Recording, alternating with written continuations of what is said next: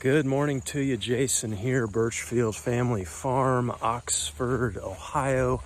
Grass-fed red Devon cattle, St. Croix sheep, chickens, all in a rotational grazing system here. I have a good word for you today. This comes from Psalm 57.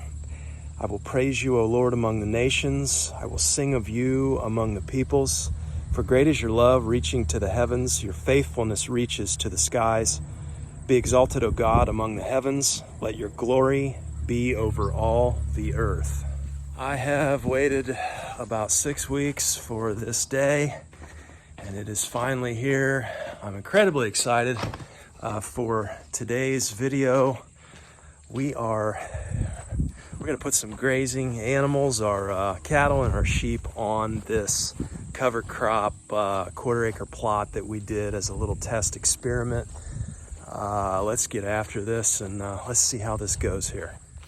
Okay, so just to bring you up to speed to what we've got going on here, I'm out in the middle of the paddocks here. Again, 4.75 acres, running at one point in time between 10 and 12 animal units on this little under 5 acres of ground here, but we rotationally graze quarter-acre paddocks. Paddock 1, 2, 3, 4 over here, 5. This is 6 that we're standing on, 7. The animals are down there in paddock 8, kind of tucked under that tree here. We're supposed to hit 90 degrees today.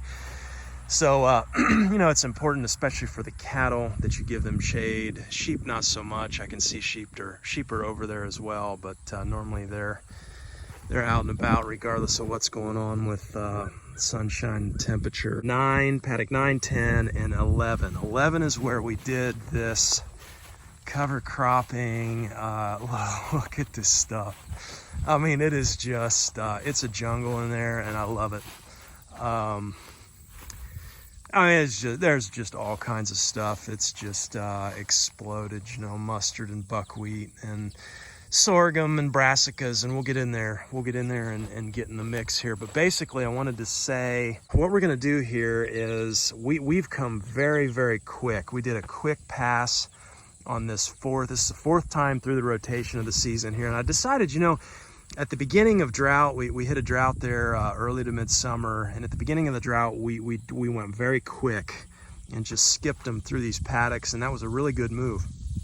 And I'm noticing, that we're a little bit slow to recover here, even though we've had plenty of rain. And so it's just taking us a little bit of time to put that growth back on these pastures. And that's pretty typical, coming out of drought, even though it wasn't an extended drought. It still has an impact, obviously. And so I decided, on this fourth pass, let's go quick again. And I did that for 2 reasons. One, because we're coming out of that drought, and put less pressure on this forage in the paddocks. But I wanted to make it over here to paddock 11 before this stuff starts going to seed. Really, we're at the top end here of that vegetative state. You can see. So we're going to start. You start putting seed heads on, and you start pulling nitrogen out of the ground to make those seeds. And it would be fine if some of that happened, but I'd rather just get them in here and graze this, once. So we're actually on paddock 10. I moved them on to 10 yesterday, so we've skipped through these paddocks here quick. I mean, no more than a day per paddock here, and I was on 10. So what I did was I left them a little alleyway. So for paddock 9 and 10, I left them an alleyway to get back to that big walnut tree and to tuck under this shade with this 90-degree weather here. That becomes pretty important midday. I've been keeping the water back over there to kind of encourage them. So, when they kind of come out here and they graze. It worked well yesterday. They'll graze when they get hot. And, it's kind of like cool off break. They can go over there, grab the cool water in the shade and stay there as long as they want, and then come back out and graze, just as they choose. And that worked out really well for sheep and for cattle. So today we're going to call them over here, and we'll bring them right through here onto paddock 11. Now I've got nets set up, and that technically is paddock 5 over there around the barn. I've got a little bit of space carved out. You can see some shade on that north side of that barn, and then also I've got an area for them to come to on the, it would be the east side of this 3-sided barn for the afternoon. We'll get the afternoon shade in front of that barn, so they can kind of come from paddock 11 and go over to the shade over that way, and come and go here. So let's get in here and take a quick look, and then we'll move animals. Okay, so in here in paddock 11, we seeded this on July 8th. July 8th, we had grazed this, and I mowed it all the way down as low as we could get it, and then we used a broadcast seeder and just spread the seed that way. I mean, we've got, it came up better in some spots than others, which is a little curious to me. Maybe I shouldn't say came up. It came up pretty much everywhere, but we've got better growth in some areas than others. And I did a little bit of irrigating, and it is in those 2 sections. You know, there was a section in the middle here. I used that wobbler, and then another section over that way. And so, you know, irrigating in the drought, yeah, that's probably why this did better here. We didn't irrigate a whole lot though, a couple hundred gallons maybe a little more than that. But I'm curious too, you know, we did spread some hay over there last winter. We normally hay in that the winter paddock there, you guys know, but I moved them over here in like March just because I wanted to get out of that paddock because we were starting to get some pugging with it being real wet and muddy. And so I hayed them. This was not a paddock here last year, and so I brought them over and hayed them in here. And kind of curious, you know, we did get some of that spiny amaranth that came up where that hay went down, but that cover crop has done extremely well. I mean, especially that sorghum. I mean, look at this sorghum over here, you know, as compared to, there's a little bit of amaranth, spiny amaranth there. But this plot right here is really where I put that hay out. And I mean, look at this, that sorghum, that's about as tall as I am. And they're just gonna, this patch right here, I mean, you've got some weeds in here. I see a bit of horse nettle and spiny amaranth, but then, you know, we got these brassicas, the mustard, this yellow mustard, here it is. I believe that's it, maybe right here. And then of course the buckwheat, that white flower there is the buckwheat.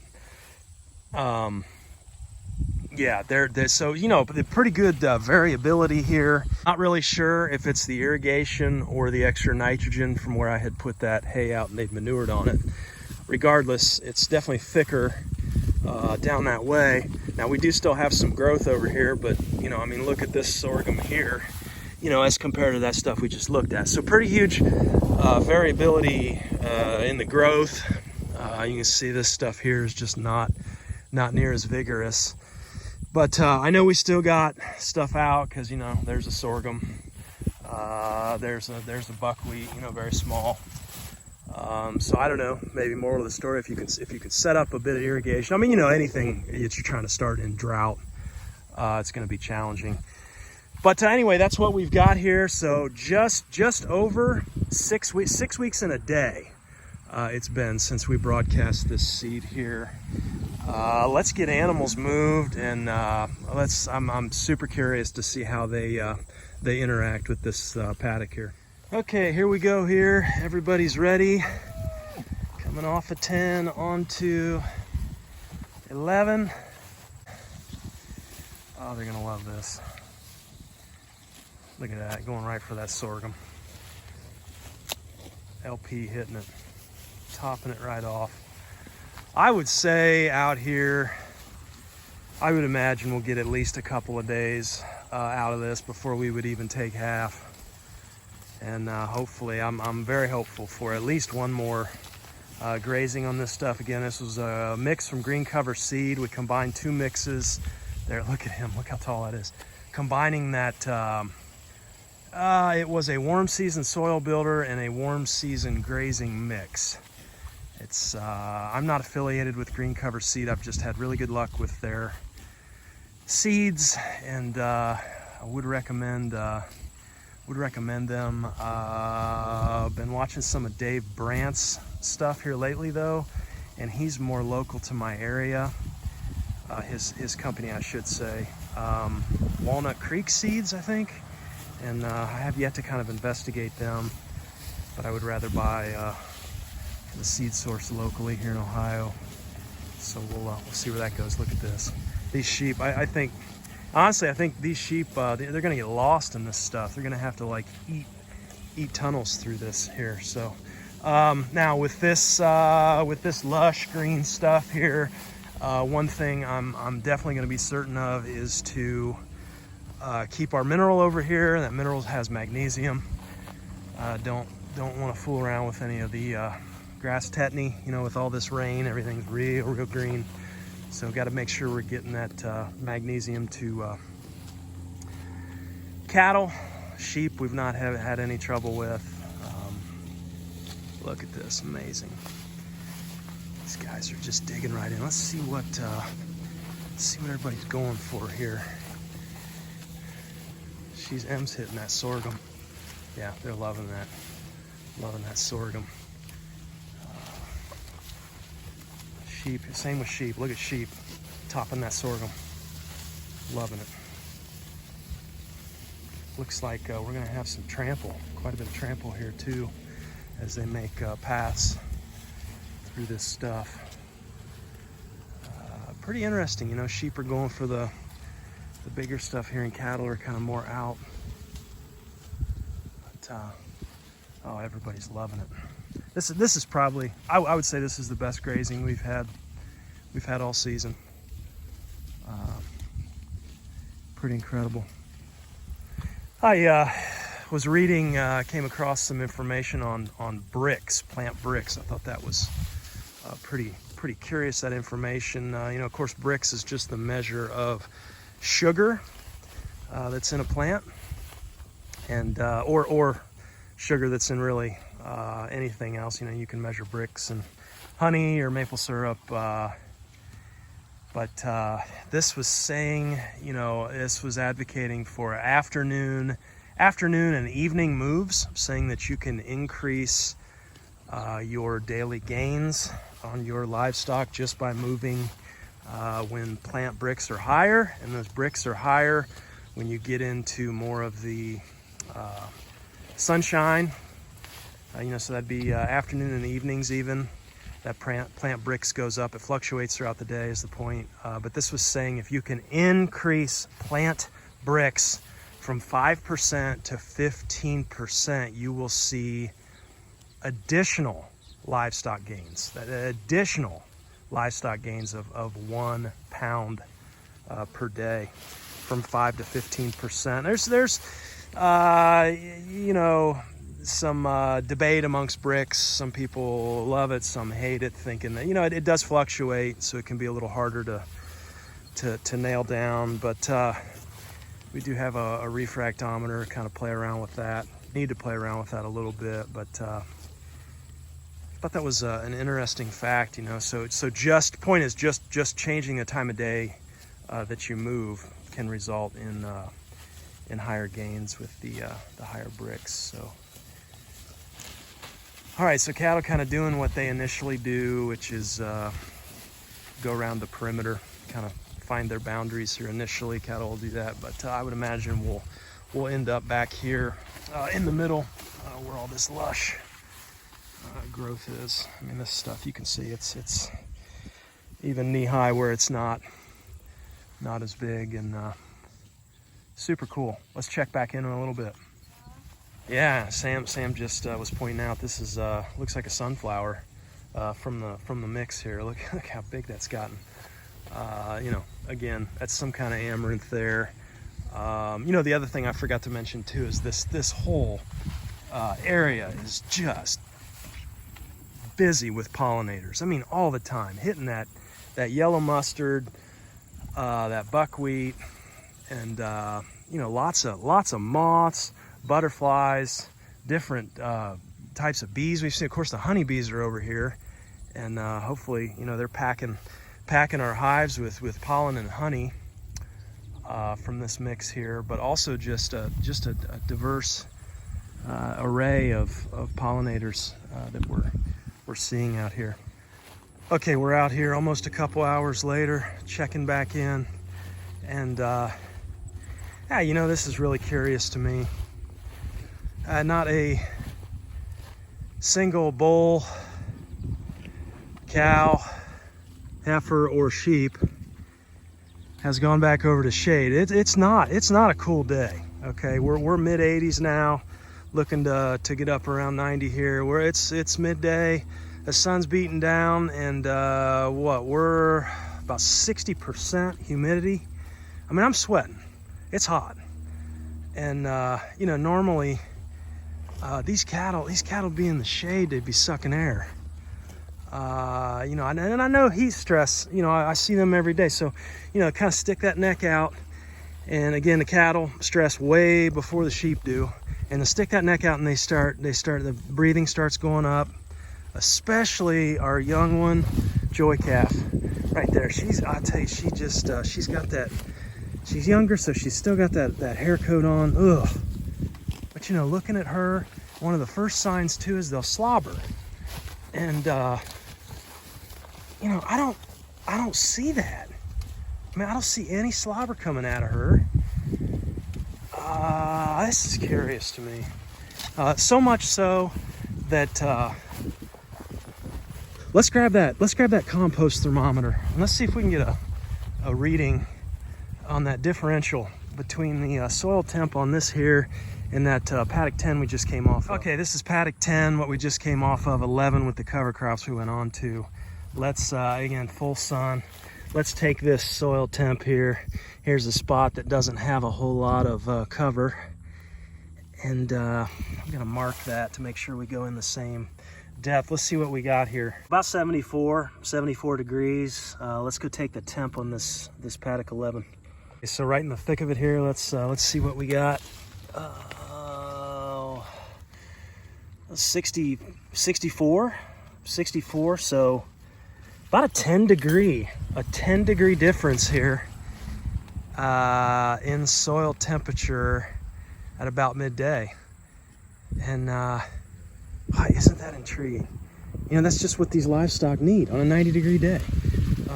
Decreased temperature of the surface that they're grazing on. That's pretty amazing. I mean, you know, you hear this stuff, but until you get out here and actually get your hands in it, it's just hard to learn and to understand. At least for me, I want to have my hands on it. I want to see it, and definitely seeing that here today. Okay, about 5 o'clock in the evening here. Let's head out here and see how everybody's doing. We're about 91 degrees, full sun, 60% humidity. Our weather station's saying heat index of 104. Whew. Let's go check in here. Glad we gave cattle access to shade here. Yeah, that was a good thing. Mr. Big here, I'll tell you, he just does his own thing. Yeah, you can see a few other cattle around the side there. Yeah, shade was a good idea. Wow, look at him. He's been into the burdock. Now this guy here, we had the negative 33 degree weather last December, 2 days before Christmas, with wind chill. Negative 33 was the temp with the wind chill, and he stayed out all night. Got over one of the fences and couldn't get back in, and middle of the night, I didn't know it. Came back out the next morning, and there he is, just standing there and being a boss. So he's still grazing. He doesn't care. But this is usually the story here. I mean, look at these sheep. If you need one more reason to own sheep, they're going to graze right through it. You know, they don't care.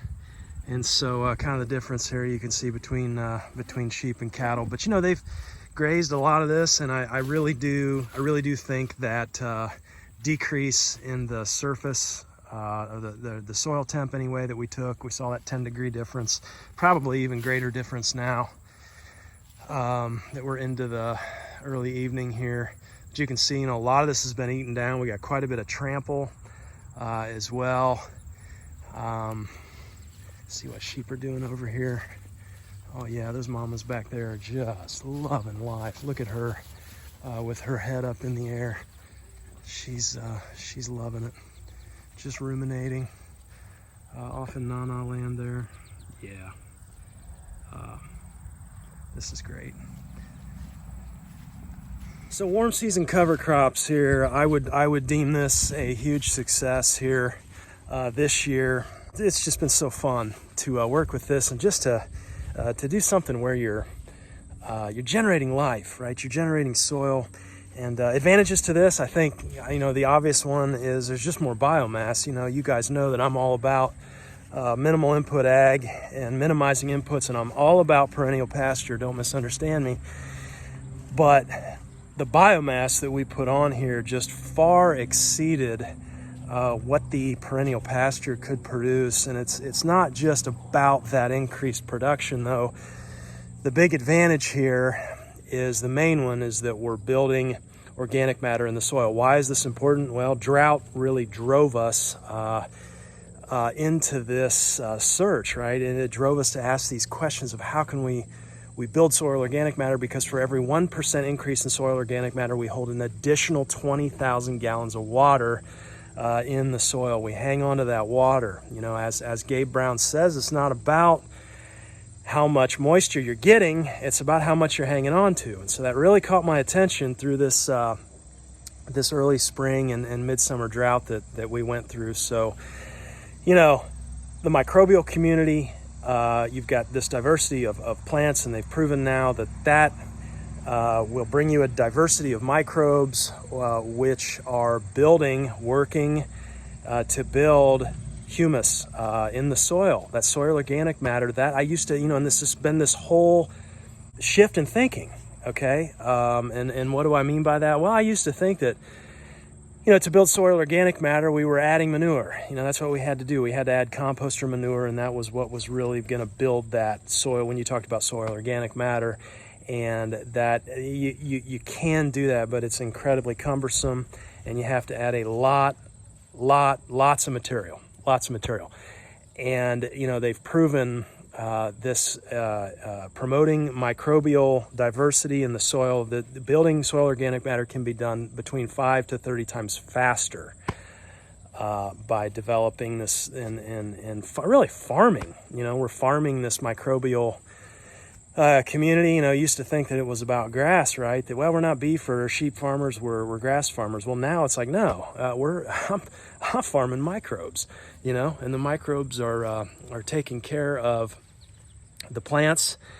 Plants putting out root exudates, attracting these microbes. It's been proven now that the plant actually takes in the microbe through the end of the root and kind of farms that microbe, blows off the coating with a superoxide and farms that coating as a nitrogen, and then puts the microbe back out the side of the root hair.